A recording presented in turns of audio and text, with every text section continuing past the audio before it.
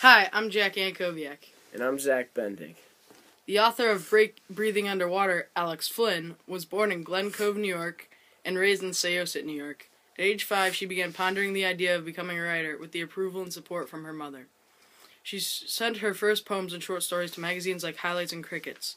Unfortunately, these major magazine companies refused to publish them, and all Alex received were denial slips in the mail. Flinn wasn't exactly the most popular kid in school, and she said that this experience inspired some of her book, Breaking Point. She graduated from Miami Palmetto High School and was in a performing arts program called Payback, which inspired some of her book, Diva.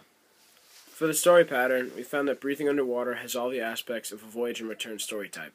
Although it is not your typical physical travel or voyage that changes this character, Flinn made Nick Andreas' journey towards self-control and nonviolence a spiritual one that is more accessible to the reader.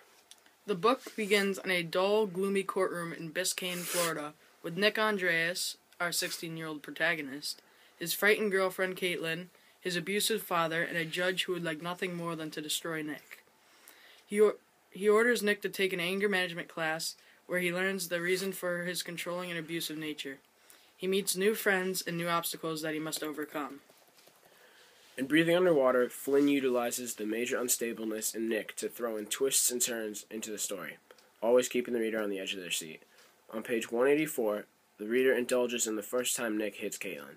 The sanity of Nick is also questioned in this passage because he threatens Caitlin by throwing the car into oncoming traffic. He continues to endanger them both until Caitlin reaches for the wheel and he hits her.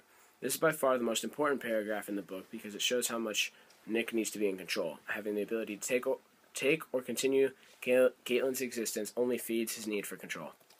Flinn uses a lot of objects that a person would associate with feelings to describe the mood of the situation. For example, the blood stained his hand red like fire which only fueled his anger further. She also used symbolism to describe the situation and how close Nick was to snapping. This is shown when she says, "I tried to block out what she was saying, accelerating and then taking deep breaths, reminding myself to slow down, both on the road and in my head." One of the more prevalent literary devices was the use of foreshadowing. This is displayed by Flinn and was constantly cutting in and out of the present and past. Overall, we gave this book a 3 out of 5 because the ending felt rushed and fairy tale.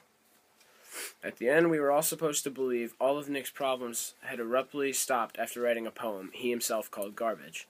It felt as if the book ending was hurried, and I feel as if this majorly negatively affected the book.